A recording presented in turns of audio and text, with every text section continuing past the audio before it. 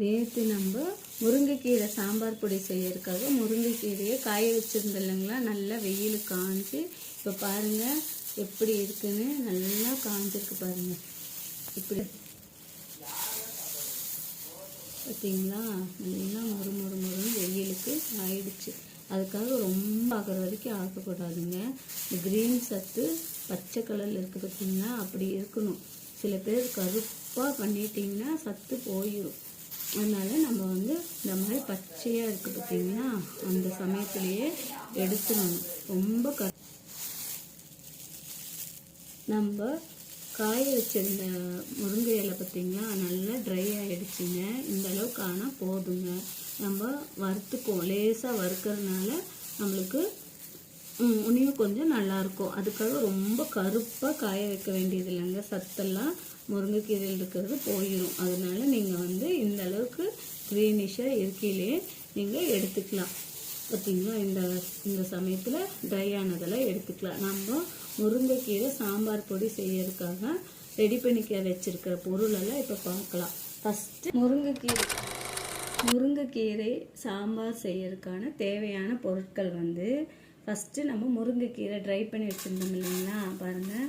அந்த முருங்கைக்கீரை நம்ம கிட்டத்தட்ட ஒரு 1/2 கிலோ இருக்கணுங்க. நான் 1/2 கிலோ முருங்கைக்கீரை நம்ம சாம்பார் பவுடருக்கு போட்டிருக்கேன். நீங்கள் அதுக்கும் மேலே உங்களுக்கு டேஸ்ட்டு பிடிச்சிச்சின்னா மறுபடியும் நீங்கள் எவ்வளோ வேணாலும் ஆட் பண்ணிக்கலாம். ஆட் பண்ணுற வரைக்கும் நம்மளுக்கு பிரச்சனை இல்லை. நான் இப்போ 1/2 கிலோ மட்டும் ஆட் பண்ணியிருக்கிறேங்க இந்த முருங்கைக்கீரை. அடுத்தது நம்ம மிளகாய் ஒரு 1/2 கிலோ பாருங்க. இது நீங்கள் முருங்கைக்கீரை ஒரு 1/2 கிலோ வச்சுக்கிறீங்கன்னு வச்சுக்கோங்க. 1/2 கிலோ மிளகாய் வத்தல் ஒரு 1/2 கிலோ எடுத்துக்கோங்க. நல்லா நோட் பண்ணிக்கோங்க. மிளகாய் 1/2 கிலோ மட்டும் போடுங்க.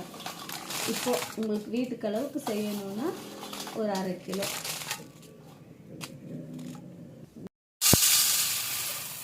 மல்லி, தனியா 1/2 கிலோ.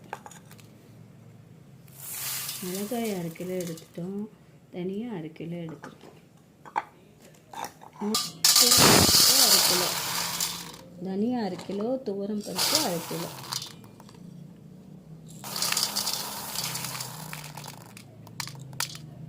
நோட் பண்ணி மிளகு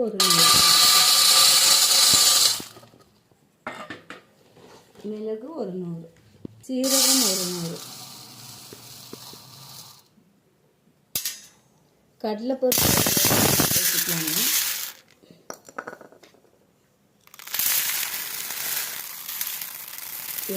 கடலைப்பருப்பு,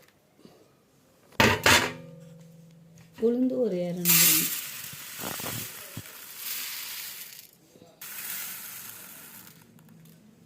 ஒரு 100 கிராம் சேர்த்தணும். குழம்பு கொஞ்சம் திக்காக இருக்கணுங்கிறதுக்காக பச்சரிசி ஒரு 100 கிராம் மட்டும் சேர்த்துனா போதுங்க.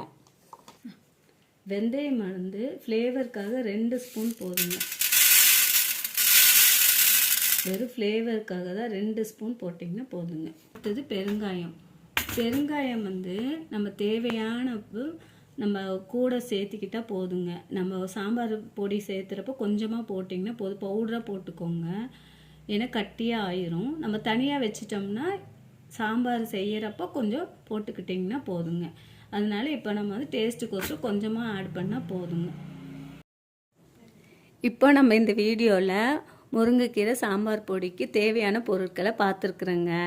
நாளைக்கு எப்படி நம்ம செய்யணுங்கிறத உங்களுக்கு ரொம்ப பழமையான பாரம்பரியமான முறையில் சாம்பார் பொடி எப்படி செஞ்சிட்டு இருந்தாங்கங்கிறத உங்களுக்கு நான் அதில் ஒரு டிப்ஸ் வச்சு உங்களுக்கு நான் கண்டிப்பாக நாளைக்கு சொல்ல போகிறேங்க. இப்போ தேவையான பொருட்கள் மட்டும் நம்ம பார்த்துருக்குறோம்.